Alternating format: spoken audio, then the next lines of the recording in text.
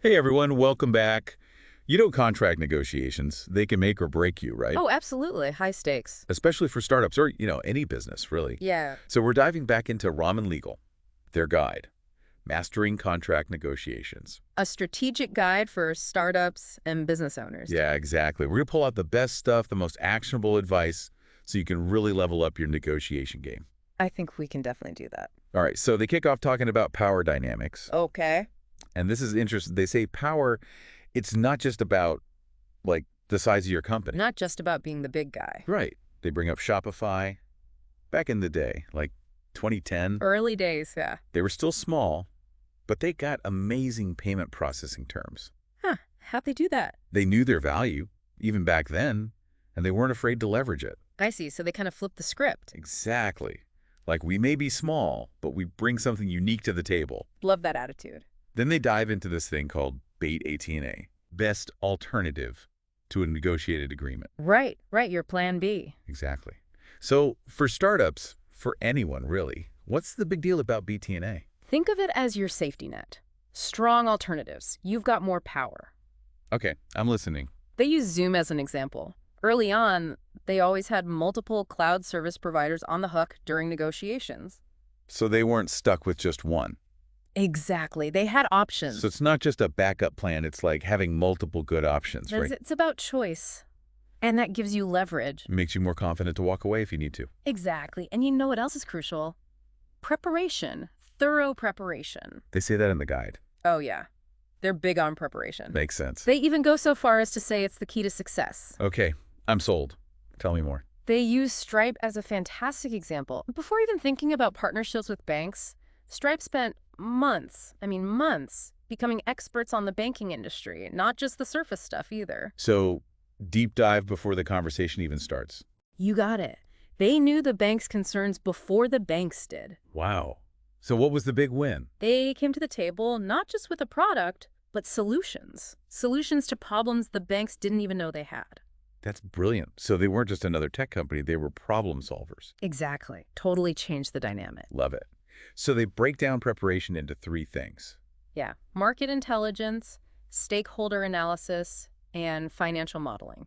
Can you break those down for us? Sure. Market intelligence. It's about knowing the landscape. What are the industry standards? What's the competition doing? What are the current trends? So you're not going in blind. Nope. Knowledge is power, especially in a negotiation. Okay, what about stakeholder analysis? It's looking beyond the obvious. Who's impacted by this deal? End users, investors.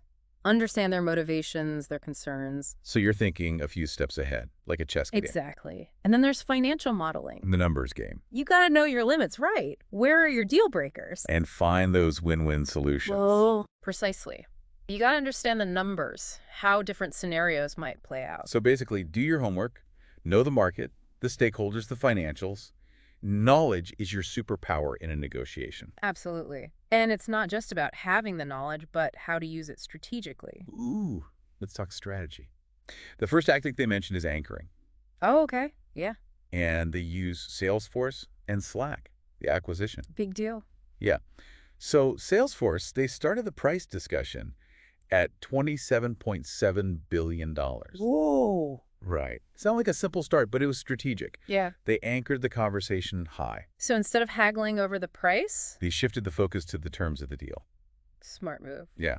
It's like a power move. Anchoring can really shape the whole negotiation. So the guide gives some advice on using it right. Oh, yeah. Definitely. With a good, solid, justifiable position, right? Yep.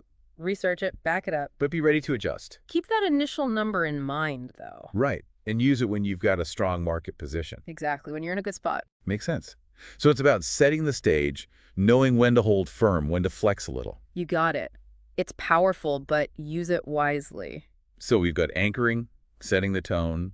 Then the guide talks about building relationships. Long-term relationships. This is something people forget, right? Especially in the startup world, it's all go, go, go. Yeah, they miss the big picture sometimes. Right. The guide uses Amazon, their early publisher negotiations. Okay. They went from, fighting to being partners. It's not always about squeezing every last drop, right? Sometimes it's about the long game. Sustainability, finding a path that works for both sides. Makes you wonder, is it ever good to lose a little? to win the war later. It's a tough call for sure, but they highlight two things: transparency and future focus. I like that. Break it down for us. Transparency is being upfront. Hmm. What are your goals? The guide uses Netflix as an example. They share viewer data with creators. So everyone's on the same page. Yeah, it builds trust. Helps both sides make good decisions. What about future focus? How does that work in a negotiation? Think about Spotify and record labels. Okay. They used to fight over royalty rates.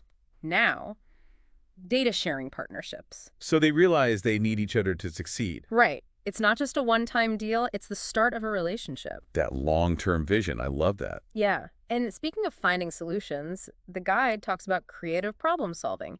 They use Square, those early bank negotiations, as a case study. Square had some pushback from banks back then, right? Oh, yeah. They were wary of Square's whole model. But Square didn't give up. Not at all. They got creative. They developed these risk management systems that addressed the bank's fears. Without changing their whole model. Exactly. It's about bridging the gap, finding common ground. Even when it seems impossible. Sometimes the best solutions come when you think outside the box. All right, so we've covered power, BATNA, being prepared, and some strategic moves like anchoring, relationship building, and creative problem solving. It's a lot. It is. Feels like we're building a good foundation here. What's next? Next up is timing. Knowing when to negotiate can be just as important as how. Timing. That's a whole other layer, right? I always hear strike while the iron's hot, but maybe there's more to it. Oh, there definitely is. Okay, I'm ready to learn about timing. The guide has this great case study, Airbnb, back in 2015, negotiating with property managers. Okay. They didn't jump right in, they waited. You waited. For what? For the off-season. Ah, when things are slower. Yeah, property managers were more open to new deals then. So Airbnb got better terms. Exactly. Timing is everything. So it's not just about being ready to negotiate, it's about knowing when to negotiate. Got it. It can make a huge difference. Especially for startups, Hey. right? Eager to get any deal. They gotta be patient, strategic. What other timing stuff should we be thinking about? They talk about market conditions. Big one. They actually use WeWork as an example, a cautionary tale. Oh, WeWork, yeah. They got locked into those long-term leases, high prices, during a real estate boom. And then the market went down. Ouch, yeah. Bad time. So we got to read the market, right? Understand those bigger trends. Absolutely. The guide also talks about operational readiness. What's that all about? They use Uber going international as an example. Okay. In some markets, they rushed into partnerships before they were really ready operationally. Things fell apart. Yeah, they had to renegotiate, even pull out of some places. So it's about being honest about your own capabilities. Right. Don't bite off more than you can chew. Don't rush into a deal if you're not ready. They can come back to bite you later. So timing. It's about patience, awareness, and being ready when the opportunity strikes. Exactly. And speaking of surprising tactics, the guide brings up something pretty interesting. Okay, hit me. The power of silence. Silence. In a negotiation. You wouldn't think it, right? Not really. We're talking about anchoring, phrasing, relationships. But silence, that's new. They use Warren Buffett as an example. Mm. Acquiring precision cast parts. Okay. His patience, his deliberate use of silence, it actually helped him get a better deal. Wow. So sometimes saying nothing is the best move. It can be. It creates space, Maybe a little discomfort. The other side starts to sweat a bit. Maybe. It can prompt them to make a move. It's like a power play, almost. Takes confidence, though. Yeah, I can see that. All right, so we've covered power dynamics, BATNA, preparation, anchoring, relationships, and now timing and even the power of silence. We've covered a lot of ground. We have. It's a lot to think about, but it's all really useful stuff. So what's next on our RamenLegal journey? Next, we're tackling multi-party negotiations. Ooh, that sounds complicated. It can be, but it's where things get really interesting. Multi-party, all right, bring it on. They use the formation of Hulu as an example. You had NBC, Universal, Disney, all these big players, all trying to figure out streaming. That's a lot of egos in one room. Oh yeah, high stakes, lots of moving parts. So how'd they make it work? How did Hulu even happen? Two things. Alignment of interests and solving problems one by one, not all at once. Break that down for me. Okay, so first, they all had a common enemy. Netflix. Makes sense. They were all worried about Netflix taking over. Exactly. That shared threat, it gave them a reason to work together. So even with different goals, they found common ground. It happens. That's the starting point, finding that alignment. Okay, but even with that, there were still a ton of issues to work out, right? Oh, absolutely. Content rights, revenue sharing, it was a mess. So How they handle all that? They didn't try to solve everything at once, they broke it down. One bite at a time. Exactly. They built consensus, step by step. Smart. Keeps things moving. They addressed each issue methodically, one after another. So they didn't get bogged down. Exactly. The guide then talks about the T-Mobile Sprint merger. Another big one. Huge. And it wasn't just the two companies. They had shareholders, regulators, the public. Everyone had an opinion. That's a lot of people to keep happy. Oh, yeah. A whole ecosystem. So how do they handle all that? They got really good at communication, different messages for different groups. Makes sense. You got to speak their language. Right. They also had backup plans, different scenarios, different strategies. So they were ready for anything. Prepared for the unexpected. Like a playbook. And they were flexible, willing to adjust the deal structure as long as they hit their main goals. So knowing what's really important, what you're not giving up on. Exactly. Multi-party negotiations. They require a different level of thinking. More strategic, more communication, more adaptability. You got it. Now let's talk tech. RamenLegal dives into how tech is changing negotiations. This is a whole new world, right? Yeah. Especially after the pandemic, everything went digital. Oh, yeah. Virtual platforms, digital documents, it's all changed. Makes things faster, more efficient. The guide talks about virtual platforms and contract management software. Okay, let's break those down. First, virtual platforms. They use Zoom as an example. Great for enterprise contracts, Yeah, you can bring everyone together no matter where they are. Exactly. Share documents, record the sessions. But how do you make sure virtual negotiations are as good as in-person ones? Good question. Clear agendas are key. Use screen sharing right, make sure everyone understands the documents, and record the meeting. With everyone's permission, of course. Of course. It's about bringing that in-person structure to the virtual world. What about contract management software? I've heard good things. It's a game changer. It's like a central hub for all your contracts. It keeps everything organized. Yeah. Automates tracking, lets people collaborate in real time, even integrates with other systems. No more digging through file cabinets. Exactly. Streamlines everything. Love it. They also mentioned how companies like Amazon are using data in negotiations. Oh, yeah. Amazon, they're all about the data. What are they doing exactly? They use analytics to really understand their suppliers. So they know their costs, their margins. Yep. And they use their buying power, their history to get better terms. Smart. Data gives them leverage. And they even do dynamic pricing based on real-time data. Whoa, that's next level. All right, so we've got virtual platforms, contract management software, data as a tool. It's amazing how tech is changing the game. It really is. Makes you think, what's next? Right. Now, I'm curious, what does the guide say about startups? They face a whole different set of challenges, right? Definitely. They often go up against these huge companies. David and Goliath. Exactly. They talk about Stripe's early negotiations, how they managed to secure good terms even when they were the small guy. Okay, so what's the secret?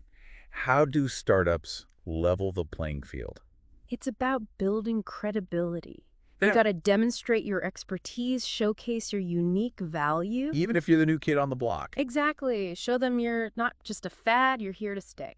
What else? They also talk about resources, Startups are often working with limited budgets, small teams. Got to be scrappy. Right. So they say focus on the most important terms, not everything. Get creative. Build relationships with the decision makers. It's about working smarter, not harder. And building those personal connections can make a big difference. Any other advice for startups? Future-proofing agreements is crucial. Startups grow fast, things change quickly. Exactly. You don't want to be stuck with a contract that can't adapt. So how do you future-proof an agreement? They use Square's early deals as an example. Scalability is key. Being able to handle growth. Right. Volume-based pricing, tech upgrades, being flexible with new products. Thinking ahead, anticipating that growth. And don't forget exit clauses, amendment clauses. What are those? They use Tesla and their suppliers as a model. It's about protecting yourself as you grow, but also keeping your partners confident. So everyone feels secure. Yeah. You need agreements that allow for change, even separation if things go wrong. But you do it all transparently, with trust. Exactly. It's about finding that balance, being ambitious but realistic. Protecting yourself while building those strong relationships. You got it. It's a tough balancing act, but it's possible. All right, we've covered a lot. Power, preparation, strategy, timing, multi-party negotiations, tech, and now these special considerations for startups. It's a masterclass in negotiation. It really is. Yeah. I'm feeling ready to conquer the world of contracts. That's the spirit. Now let's talk about something that's important for everyone, Risk management. Yes, risk management. Not always the most exciting topic, but crucial. Can't ignore it. What does the guide say about managing risk? They bring up Theranos, that whole story. Oh yeah, what a mess. It shows how important due diligence is. No matter how good a deal looks, gotta do your research. Oh, kick the tires, look under the hood, make sure everything checks out. Don't be afraid to walk away if something feels off. Exactly. Gut feeling is important. Okay, so due diligence is key. What other risk management strategies are there? They talk about three main things: comprehensive due diligence, structured risk allocation, and building in protections. Okay, let's take those one by one. Comprehensive due diligence is like deep research, financial verification, technical assessments, market validation, the whole 9 yards. Okay, makes sense. So you're really digging deep, making sure you understand the whole picture. You got it. No surprises.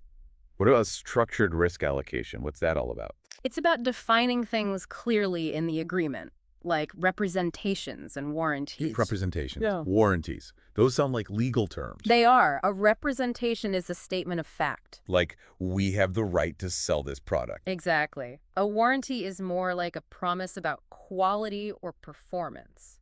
So you're setting clear expectations up front. Exactly. Everyone knows what they're getting into, what's being promised. What else is involved in structured risk allocation? Indemnification provisions. Okay, that's another legal term. Basically, it means one party agrees to protect the other from certain losses. So if something goes wrong, you're covered. Right. Like a software company might protect a customer from copyright claims. Okay, that makes sense.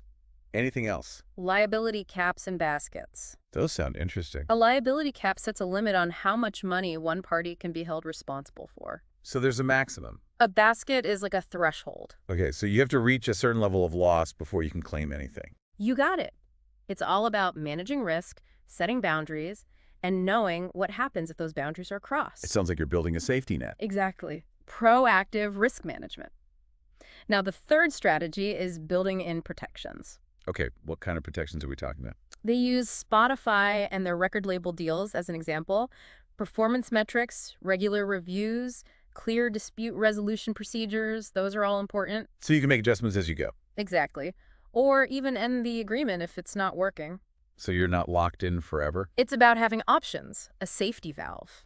Wow, this whole risk management section is eye-opening. We've covered so much in this deep dive. Power dynamics, preparation, strategic moves, timing, multi-party negotiations, tech, special stuff for startups, and now risk management.